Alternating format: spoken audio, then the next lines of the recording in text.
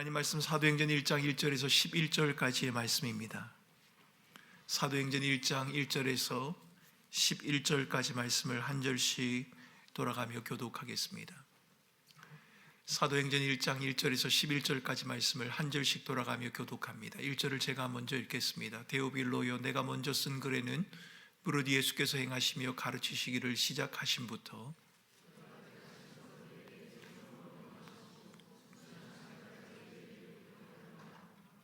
그가 고난받으신 후에 또한 그들에게 확실한 많은 증거로 친히 살아계심을 나타내사 40일 동안 그들에게 보이시며 하나님 나라의 일을 말씀하시니라.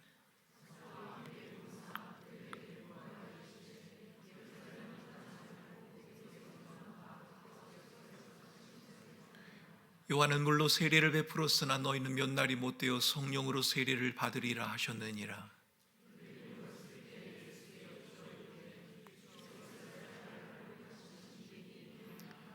이르시되 때와 시기는 아버지께서 자기의 권한에 두셨으니 너희가 알 바 아니요.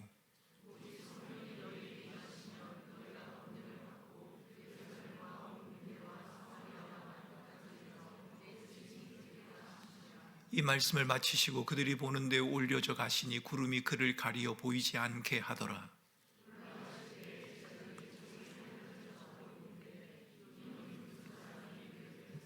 같이 읽겠습니다. 이르되 갈릴리 사람들아, 어찌하여 서서 하늘을 쳐다보느냐?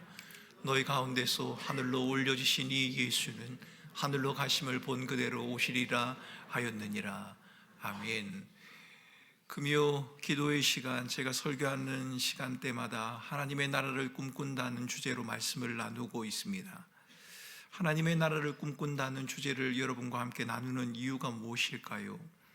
하나님 나라 백성으로 부름을 받은 저와 여러분이 이 세상에서 하나님 나라를 경험하며 살아갔으면 참 좋겠다라고 하는 그런 바람과 원함 때문이기도 하고, 하나님 나라를 꿈꾼다라고 우리가 말을 하는데 그것이 도대체 무엇을 의미하는지 우리가 좀 바르게 알았으면 좋겠다라고 하는 그런 마음이기도 합니다.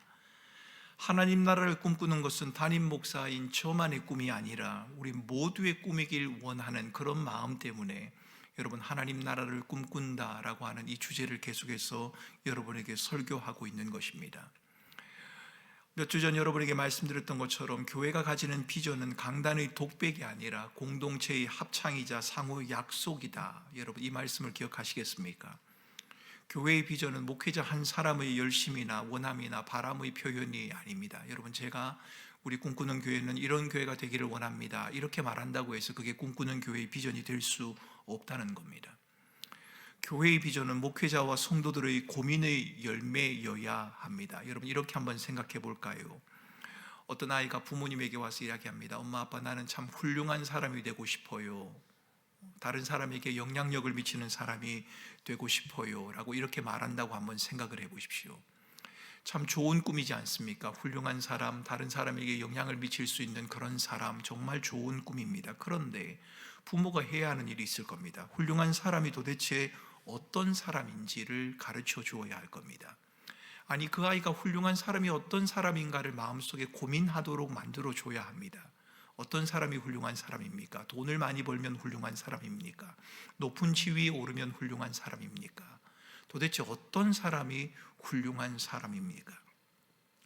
훌륭한 사람이 어떤 사람인지를 그 아이에게 일러 주어야 하고, 그 아이가 그것으로 고민하도록 만들어 주어야 하고, 훌륭한 사람이 되기 위한 수고와 애씀, 노력이 또한 있도록 해 주어야 합니다. 마찬가지로 우리도 하나님 나라를 꿈꾸며 다음 세대를 세운다라고 하는 우리 꿈꾸는 교회의 표가 있습니다. 이 표를 어떻게 실현해 내어야 할 것인가, 여러분, 우리는 고민을 해야 합니다. 모든 것을 한꺼번에 다 할 수 없기 때문에 여러분, 우리는 한두 가지를 먼저 선택해야 하기도 할 것이고, 선택과 집중의 원리를 따라 좀 더 전략적으로 실현해 가려고 하는 그런 노력도 필요할 겁니다. 이런 과정에서 우리는 두 가지를 고민을 해보아야 합니다. 여러분, 한 해 뒤에, 5년 뒤에, 10년 뒤에, 아니 여러분이 어른이 되었을 때, 앞에 나와 있었던 우리 중고등부 친구들이 찬양을 했던 그 친구들이 어른이 되었을 때 우리 꿈꾸는 교회의 모습은 어떻게 되어 있을까? 우리 아이들은 어떤 모습일까? 여러분, 이것을 우리는 고민해야 하지 않겠습니까? 그 고민을 이루기 위해서 교회가 사역을 해야 할 것이고 재정을 투자해야 할 것이고 그것을 위해서 기도해야 할 것이고 그것을 위해 노력을 해야 할 것입니다. 여러분, 하나님 나라를 꿈꾼다는 것, 이 단순한 표어가 아닙니다. 여러분은 하나님 나라를 꿈꾼다는 이 말에 무엇을 담고 싶으십니까? 하나님 나라를 꿈꾸며 다음 세대를 세우는 교회를 그렇게 말을 할 때 도대체 그 교회는 어떤 교회를 말하는 것입니까? 그 일을 위해서 우리는 무엇을 해야 합니까? 그 일을 위해서 우리는 무엇을 희생해야 하고 어떤 대가를 치러야 합니까? 하나님 나라를 꿈꾼다는 것, 여러 가지 말로 표현해 볼 수는 있습니다만 오늘까지 제가 여러분에게 4가지의 말씀을 드렸습니다. 하나님 나라를 꿈꾼다는 것은 하나님의 통치와 다스림 안에 거하는 것이다 라고 말씀을 드렸습니다. 우리 개인의 삶도, 교회의 운영도, 교회의 모임도, 교회의 모든 사역도 하나님의 통치와 다스림 안에 머물러야 합니다. 우리가 아무리 화려하고 멋진 사역을 가지고 있다고 하더라도 그것이 하나님의 통치와 다스림의 원리에서 벗어난 것이라면 그것은 허상일 뿐입니다. 다른 사람들이 보기에 아무리 근사해 보인다고 해도 거기에 하나님 나라의 원리, 하나님의 통치와 다스림의 원리가 머물러져 있어야 합니다. 하나님의 나라가 어떤 나라입니까? 하나님 나라를 꿈꾼다는 것은 무엇을 의미합니까? 온 세대가 어우러지는 것이다 라고 여러분들에게 말씀을 드렸습니다. 시간, 공간과 같은 물리적인 이유 때문에 연령별로, 세대별로 따로 예배를 드리기도 합니다. 불가피하다고도 할 수 있을 겁니다. 하지만 우리는 온 세대가 하나님을 함께 배워가는 일에 힘을 써야 하고 그분이 누구시며 그분을 사랑하는 주의 백성들이 무엇을 해야 하는지, 어떻게 살아가야 하는지를 서로가 함께 나누어야 합니다. 함께 모일 수 있는 기회를 만들어야 하고 중요한 사건을 함께 기억해야 하고 함께 기뻐하고 함께 기도하며 함께 말씀을 나누어야 합니다. 왜 그렇습니까? 우리가 모두가 다 한 지체요 한 몸으로 부르심을 받았기 때문입니다. 여러분, 하나님 나라를 꿈꾼다는 것은 이웃을 향해 나아가는 것이다 라는 말씀도 드렸습니다. 하나님 나라의 통치와 다스림, 이것은 교회에만 머무는 것이 아니라 앞으로 나아간다는 것을 의미합니다. 하나님 나라는 고여있는 멋진 호수가 아니라 강처럼 흘러 바다를 향해 나아가는 생명과 같다. 여러분, 이 말은 아주 일리가 있습니다. 하나님의 나라는 잔잔하게 고여있는 아름다운 호수가 아닙니다. 하나님의 나라는 강처럼 흘러서 바다를 향해 나아가야 하는 생명과도 같은 겁니다. 하나님의 나라를 꿈꾼다는 것은 함께함을 실현하는 것이다 라는 것도 여러분들에게 말씀을 드렸습니다. 하나님의 통치와 다스림 안에 머물며 하나님의 함께하심을 경험하는 삶을 우리가 살아가야겠지요. 또한 우리가 지체이기 때문에, 하나님의 백성이기 때문에 함께 떡을 떼고 함께 교제하며 함께 믿음을 나누는 삶을 우리는 살아가야 합니다. 하나님 나라를 강조하는 이유는 우리 교회의 표라서가 아니라 주님이 친히 강조하신 주제였기 때문에 그런 것입니다. 하나님 나라에 대한 선언과 가르침은 예수님 사역의 처음과 끝이다, 이렇게 말할 수 있습니다. 예수님은 하나님 나라에 관해 말씀하심으로 사역을 시작하셨고 공생의 기간에도 하나님 나라에 대한 메시지를 선포하셨습니다. 그리고 십자가에 돌아가시고 약속대로 사흘 만에 부활하신 주님께서 제자들에게 말씀하신 주제 역시도 하나님 나라였습니다. 오늘 본문 3절에서 그렇게 말하지 않습니까? 그가 고난받으신 후에 또한 그들에게 확실한 많은 증거로 친히 살아계심을 나타내사 40일 동안 그들에게 보이시며 하나님 나라의 일을 말씀하셨다. 예수님이 처음 오셔서 하신 말씀도, 공생의 기간 동안 하신 말씀도, 돌아가시기 전 하신 말씀도, 돌아가신 후 부활하신 주님이 우리에게 하신 말씀 역시도 하나님 나라에 관한 것이었습니다. 안타깝게도 제자들은 하나님 나라에 대해서 별 관심을 가지지 않았습니다. 예수님은 하나님 나라에 대해서 부지런히 말씀하셨지만 제자들은 하나님 나라에 대해서 다른 생각을 가지고 있었거나 아니면 하나님 나라에 대해서 별 관심을 가지지 않았습니다. 예수님은 새로운 질서, 하나님의 통치와 다스림을 말하고 죽음으로 끝나지 않는 영원한 나라에 대해서 말을 하는데 제자들은 이스라엘이 로마로부터 언제 독립을 할 것인가, 다윗의 왕권을 쫓아 이스라엘이 힘을 얻고 회복할 수 있는 날이 언제인가에 대해서 관심을 가지고 있었습니다. 여러분이 생각하는 하나님의 나라는 어떤 나라입니까? 성경이 하나님 나라를 명확하게 정의하고 있지는 않습니다만 성경 전체의 가르침을 통해서 비춰볼 때 하나님의 나라, 하나님의 권세, 하나님의 통치와 다스림의 현장이다, 하나님의 말씀이 실현되는 곳이 바로 하나님의 나라다, 여러분 그렇게 말할 수 있습니다. 왕 되신 하나님의 통치와 다스림이 있는 하나님의 나라, 장차 완성될 하나님의 나라인 동시에 오늘 우리에게 임한 하나님의 나라이기도 합니다. 하나님의 나라가 하나님의 통치와 다스림을 의미한다면 우리의 관심 역시도 어떻게 하면 하나님의 통치와 다스림 안에 머물 것인가, 여러분 이것을 고민해야 합니다. 자기중심적인 우리의 본성을 따르지 않고 하나님의 뜻을 따르는 삶에 관심을 두어야 한다는 것이요, 주님은 하나님의 통치와 다스림이 머물러 있는 하나님의 나라를 이루며 살아가야 할 제자들에게 한 가지 약속을 하고 계십니다. 4절과 5절에서 예수께서 약속하고 계신 것은 다름 아닌 성령이었습니다. 여러분, 하나님의 나라를 꿈꾸며 하나님의 통치와 다스림을 받으며 살아가야 하는 백성들에게 성령에 관한 말씀을 하고 계십니다. 8절은 그 질문에 대해 이렇게 답하지요. 오직 성령이 너희에게 임하시면 너희가 권능을 받을 것이다. 성령께서 우리의 힘이 되신다는 사실, 여러분 반가운 소식임에 분명합니다. 특별히 제자들에게도 반가운 소식이었을 겁니다. 예수님의 죽음으로 인해서 수치와 패배를 경험한 제자들이지 않습니까?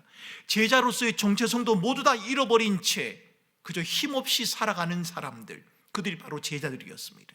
그들에게는 분명 회복을 위한 힘이 필요합니다.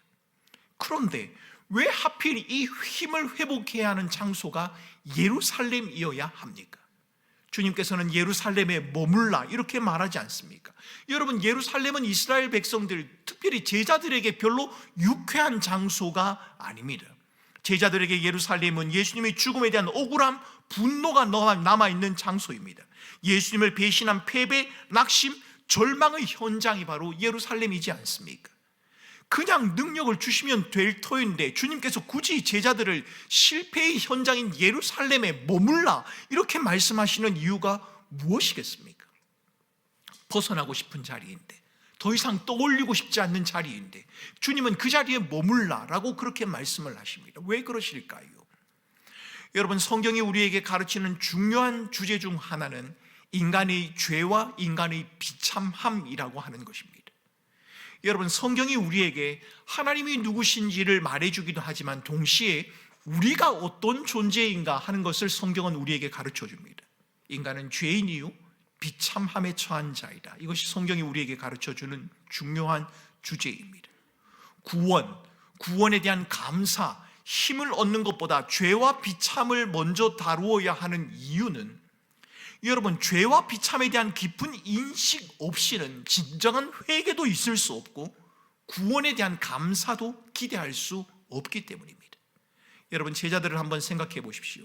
제자들이 힘을 얻어 주님의 증인이 되는 것은 매우 중요합니다. 하지만 제자들이 자신의 실패를 인정하고 뼈아픈 회개를 경험하지 않는 채 성령의 권능을 얻었다고 한번 생각을 해 보십시오. 그렇다면 그것은 매우 위험할 수 있습니다. 아마도 제자들은 그 힘이 마치 자신의 것인 양 우쭐할 수도 있을 것입니다. 자신은 성령의 권능을 받을 만한 충분한 자격이 있다고 생각할 수도 있을 겁니다. 성령의 능력을 대수롭지 않은 것으로, 당연한 것으로 여길 수도 있었겠지요. 성령 하나님은 인간이 지닌 연약함과 비참이라는 주제에 지금 개입하고 계십니다. 성령 하나님은 먼저 자신을 돌아보게 하고 내가 얼마나 비참하고 연약한 존재인지, 죄인인지를 먼저 보게 하시는 겁니다. 죄에 대해 애통해하며 회개하는 마음을 주신다는 말이지요. 여러분, 오늘 기도회를 할 때 오늘 유 목사님이 인도하면서 참회에 관한 기도, 회개에 관한 기도를 했습니다. 여러분, 기도회를 인도하는 목사님들의 기도의 제목들이 순서가 다 다를 수는 있습니다만 일반적으로 우리가 기도를 할 때 회개의 기도를 먼저 합니다. 우리를 돌아보게 합니다. 우리의 삶을 하나님 앞에 살피며 하나님 앞에 우리의 죄를 고백하는 기도를 합니다. 왜 그럴까요? 하나님의 말씀을 통해, 하나님의 거룩한 성령을 통해 우리 자신을 볼 때 그 하나님의 은혜의 크고 높음을 고백할 수 있기 때문입니다. 성령 하나님은 자신을 돌아보게 합니다. 성령 하나님은 내가 얼마나 비참한 죄인인지를 알게 합니다. 죄에 대해 애통해하며 회개하는 마음을 주시는 분, 그분은 바로 성령 하나님이십니다. 우리가 하나님의 은혜와 도우심 없이는 살아갈 수 없는 자임을 깨닫게 하셔서 하나님만을 전적으로 의지하고 신뢰하게 하시는 분, 그분이 바로 성령 하나님이십니다. 성령께서 우리의 연약함을 들추어내시고 실패와 절망의 상황을 직면하게 하시는 것, 여러분, 그것은 우리를 정죄하거나 비난하기 위한 것이 아닙니다. 성령 하나님은 우리의 무능과 연약을 넘어서서 성령의 권능을, 힘을 주심으로 새로운 삶의 세계를 맞이하기를 원하십니다. 오늘 8절이 이렇게 말하지 않습니까? 오직 성령이 너에게 임하시면 너희가 권능을 받고 예루살렘과 온 유대와 사마리아와 땅끝까지 이르러 내 증인이 되리라. 여러분, 우리는 성령을 통해 힘을 얻습니다. 하지만 그 힘은 우리를 강하게 하는 힘이 아닙니다. 성령께서 우리에게 주시는 힘, 그 권능은 나의 증인, 그러니까 예수 그리스도를 나타내는 것과 관련되어져 있습니다. 여러분, 성령은 우리를 강하게 하는 힘이 아니라 성령은 그리스도를 드러나게 하는 힘이란 사실을 여러분 잊지 마셔야 합니다. 많은 사람들이 성령의 힘과 능력과 권능을 구합니다. 그리고 그것으로 인하여 강해진 자신을 자랑하기도 합니다. 그러나 그것은 성령께서 우리에게 임하시는 주된 이유와 목적이 아닙니다. 성령은 우리를 강하게 하시는 것이 아니라, 아니 오히려 우리의 비참과 우리의 무능과 우리의 연약을 보게 하셔서 새로운 힘을 부어 우리를 강하게 하시는 예수 그리스도, 그분을 드러내게 하는 그 일을 성령께서 하신다는 겁니다. 이 성령 하나님은 특별한 소수의 사람에게만 임하는 것이 아니라 예수를 믿음으로 하나님의 자녀된 모든 사람에게 임합니다. 사도행전 11장 16절 이하에서는 예수 믿고 구원받는 자를 향하여 성령으로 세례를 받은 자다, 여러분 이렇게 말하지 않습니까? 고린도전서 12장 13절에서도 그리스도 예수 안에서 부름받은 모든 자들은 한 성령으로 세례를 받은 자들이라고 말을 합니다. 그러므로 성령으로 세례를 받는다라고 하는 이 말은 특별한 사람이 받는 은사나 권능, 역사와 체험 같은 사건을 두고 말하는 것이 아니라 예수를 믿고 구원받는 구원의 역사를 의미한다. 여러분 이렇게 받아들이셔야 합니다. 주님의 약속이 성취되는 사도행전 2장 1절을 보면 예수께서 약속하신 성령이 임하시는 그날이 바로 오순절이었다. 여러분 이 점은 매우 흥미롭습니다. 왜 하필 오순절이었을까요? 오순절은 6월절로부터 50일째 되는 날 아닙니까? 추수의 시작을 알리는 절기입니다. 이것에 비추어 보면 오순절에 성령이 임하신 것은 교회를 통한 영적인 추수의 시작을 우리에게 알리고 있습니다. 실제로 누가는 성령이 오심으로 이날에 예수를 믿는 사람이 3,000명이나 되었다라고 기록을 합니다. 영적인 추수가 실현되었다는 것이지요. 성령의 임하심이 불과 강한 바람의 모습으로 묘사된 것은 마치 모세가 시내산에서 언약궤를 수여받을 때 불과 바람 가운데 하나님께서 친히 임하시는 장면을 떠올리게 합니다. 구약에서 하나님께서 돌로 만들어진 언약궤를 주셨던 것처럼 이제는 성령께서 돌이 아닌 우리의 마음에 하나님의 말씀을, 하나님의 은혜를 새겨주시는 사건, 여러분 이것이 바로 오순절 성령이 임하는 사건입니다. 성령의 능력이 임하면 크고 놀라운 일만 벌어지는 것일까요? 여러분, 내게 성령이 임하기만 하면 내가 하지 못했던 모든 일들을 능히 감당할 수 있는, 내가 상상하지 못했던 위대하고 놀라운 일들만 나타나는 것일까요? 그렇기도 하지만 그렇지 않기도 합니다. 사도행전 2장과 6장에는 대조적인 사건이 등장합니다. 사도행전 2장에는 성령 충만한 베드로가 설교하자 3,000명이 회개를 하고 주께로 돌아옵니다. 그런데 사도행전 6장을 보면 스데반이 복음을 외쳤는데 단 한 사람도 회심하지 않고 오히려 스데반은 돌에 맞아 죽임을 당하게 됩니다. 한 사람은 복음을 외쳤는데 수천 명이 주께로 돌아오고, 또 다른 한 사람은 복음을 외쳤는데 아무도 회심하지 아니하고 오히려 죽음을 당하게 된다는 말입니다. 그렇다면 이 사건을 두고 3,000명을 회개케 한 베드로는 성령의 권능을 소지한 사람이고 스데반은 권능이 없었다, 그렇게 말을 해야 합니까? 그렇지 않습니다. 성경은 두 사람 모두 다 성령에 충만했다 이렇게 말을 합니다. 수천 명을 주께로 인도한 베드로도, 한 사람도 회심시키지 못한 채 돌에 맞아 죽임을 당했던 스데반도 모두가 다 성령에 충만했다라고 성경은 기록한다는 겁니다. 이 두 사건은 성령이 임하시는 사건의 본질은 우리가 얼마나 크고 위대한 일을 할 수 있느냐, 얼마나 신비하고 놀라운 경험을 하느냐에 있는 것이 아니라는 것을 우리에게 말해주고 있습니다.